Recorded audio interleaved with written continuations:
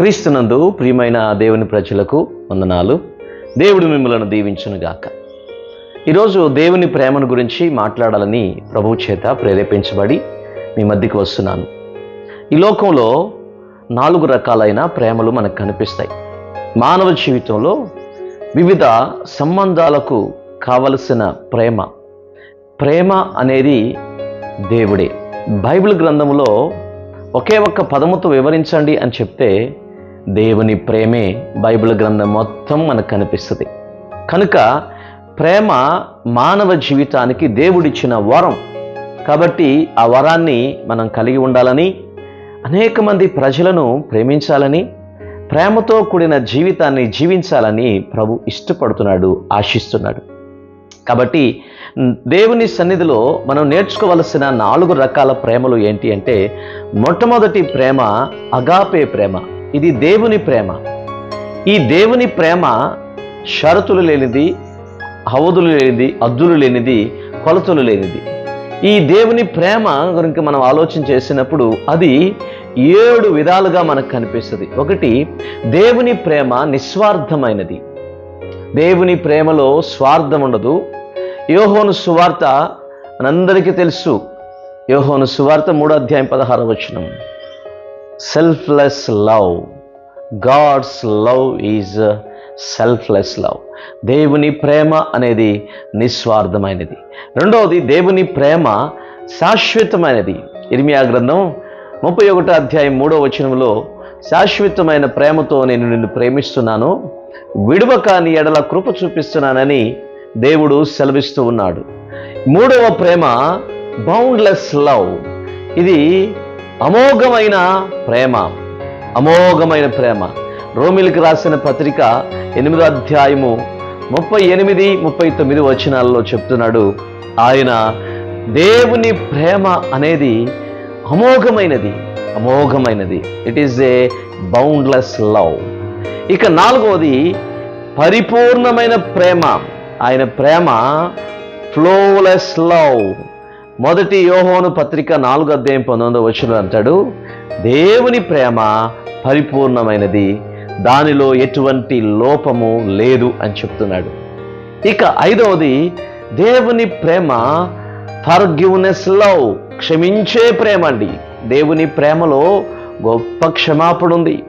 మీకా 7:18 చెప్తున్నాడు, దేవుని ప్రేమ క్షమించే ప్రేమ, అపరాధములను తుడిసివేసే ప్రేమని ఆ మీకా భక్తుడు తెలియచేస్తూ ఉన్నాడు. కనుక ఇక 6వది దేవుని ప్రేమ నమ్మదగిన ప్రేమ, ఫియర్లెస్ లవ్. దేవుని ప్రేమ నమ్మదగినది, దానిలో భయం లేదండి. కీర్తనలు 136:26 ఆయన ప్రేమ నమ్మదగినది. ఇక 7వ ప్రేమ మార్పులేని ప్రేమ, చేంజ్లెస్ లవ్. ఆయన ప్రేమ ఎన్నటికీ మారదు. నిన్న నేడు నిరంతరము ఏకరీతిగా ఉండే ప్రేమ. 2 కొరింథీయులకు రాసిన పత్రిక 5:14-15 మనకు ఈ మాటలు గమనిస్తాం. కాబట్టి ఇది దేవుని ప్రేమ. It is a wonderful love. God's love is so wonderful.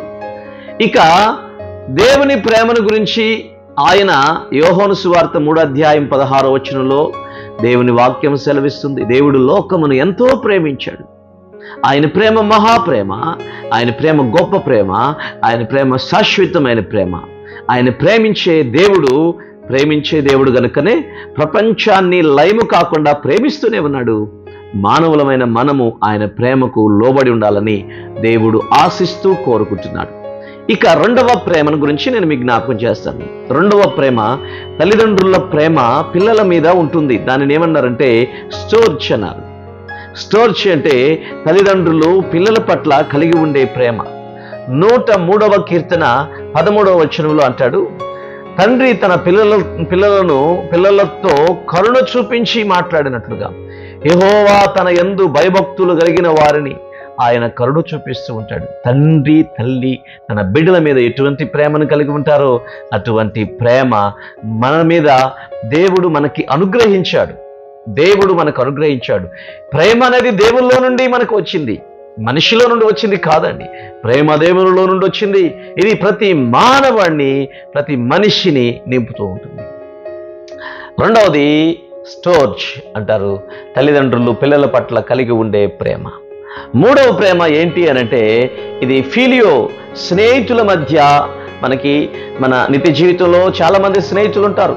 ఆ స్నేహితుల మధ్య ఉండే ప్రేమ ఏం ప్రేమ అనంటే ఈ ఫిలియో అంటారు. మొదటి సమూయేలు గ్రంథం 18వ అధ్యాయం 1 నుండి 3 వచనాల్లో చూసినప్పుడు అక్కడ ఇద్దరు స్నేహితులు మనకు కనిపిస్తారు. ఒక ఆయన పేరు దావీదు, మరొక ఆయన మరి యోనాతాను. యోనాతాను దావీదులు చాలా గాఢమైన స్నేహితులు. అందుకనే వాళ్ళ ప్రేమ చాలా గాఢంగా ఉంటుంది.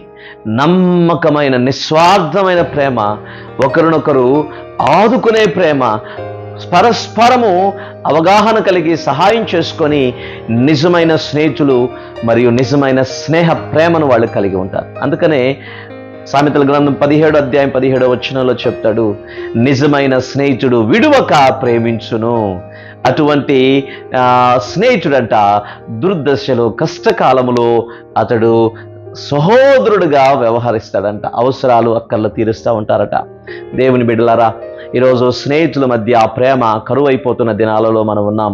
స్వార్థం పెరిగిపోయి స్వార్థము ఎక్కువైపోతున్న దినాలలో, ఇదిగో సెల్ఫిష్ ఎక్కువగా పెరిగిపోయిన దినాలలో ఉంటుండగా మనం కూడా నిస్వార్థమైన ప్రేమ గలవారమై మంచి స్నేహితులను సంపాదించుకుందుము గాక.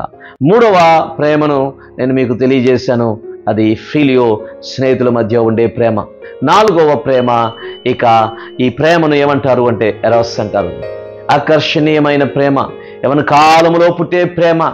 ఈ ప్రేమ మనందరి జీవితాలకు చాలా అది అవసరమే. అయితే ఈ ప్రేమను మనం దుర్వినియోగం చేయకూడదు. రాంగ్ వేలో ఈ ప్రేమను పొందటానికి మనము సాహసం చేయకూడదు. ఈ ప్రేమ ప్రేమికుల మధ్య ఉండే ప్రేమ, భార్య భర్తల మధ్య ఉండే శారీరక భావోద్రేకాలను తీర్చుకోవడానికి దేవుడు ఈ ప్రేమను అనుకూలపరిచాడు. కనుక ఇది భార్యాభర్తల మధ్య ఆ ప్రేమను పంచుకోవాలని దేవుడు ఆశిస్తూ ఉన్నాడు. కనుక ఇక్కడ పరమగీతాలలో మనందరం చూస్తాం. 1వ అధ్యాయము 2వ వచనములో పరమగీతాలు గురించి మాట్లాడుతూ సొలొమోను భక్తుడు అంటాడు, నేను నా ప్రియునికి చెందిన దానను, నేను నా ప్రియురాలికి చెందిన వాడను, అతనికి నా మీద మక్కువ ఎక్కువగా ఉన్న ప్రేమ ఈ ప్రేమ. కాబట్టి పరమగీతాలు 7:10లో మనం చూస్తున్నప్పుడు ఆ ప్రేమను గురించి వర్ణిస్తూ ఉంటాడు. ఇది శారీరక సంబంధమైన ప్రేమ. దేవుని బిడ్డలారా, మీరు ఆలోచించేయండి. ఎప్పుడైతే ఒక మానవుడు దేవుని అగాపే ప్రేమ చేత కప్పబడతాడో అప్పుడే ఈ ప్రేమలన్నీ చక్కగా నిర్వహించుకోగలుగుతాడు. ఈ స్టోర్జ్ అయినా, ఎరస్ అయినా, లేకపోతే ఫిలియో అయినా, స్నేహితుల మధ్య ఉండే ప్రేమ అయినా, భార్యాభర్తల మధ్య ఉండే ప్రేమ అయినా, లేకపోతే తల్లిదండ్రులు పిల్లల మధ్య చూపించే ప్రేమ అయినా, ఇవన్నీ చక్కగా కొనసాగించబడాలి అంటే దేవుని ప్రేమ చేత మానవుడు నింపబడాలి. That is the agape love. The love is great.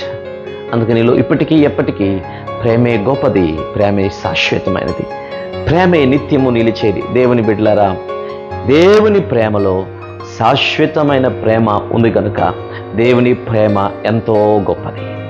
ఆయన ప్రేమ ఎంత గొప్పది నువ్వు అడిగితే, సిలువలో నీ కొరకు నా కొరకు చనిపోయేంత ప్రేమ, నిన్ను నన్ను విడిపించటానికి ఆయన అప్పగించుకునేంత ప్రేమ, నిన్ను నన్ను బ్రతికించటానికి ఆయన చనిపోయేంత ప్రేమ.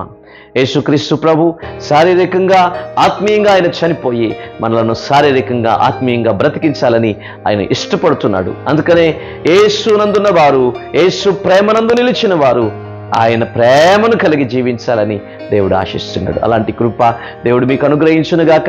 సిలువలో చూపించిన ఆయన ప్రేమను నిర్లక్ష్యం చేసిన వారు నిత్య నరకాగ్ని గుండానికి వెళ్తారని దేవుని వాక్యము సెలవిస్తుంది. కనుక ఎవరు నరకాగ్ని గుండానికి వెళ్లకుండా అందరూ దేవుని రాజ్యానికి వారసులుగా మార్చబడునుగాక.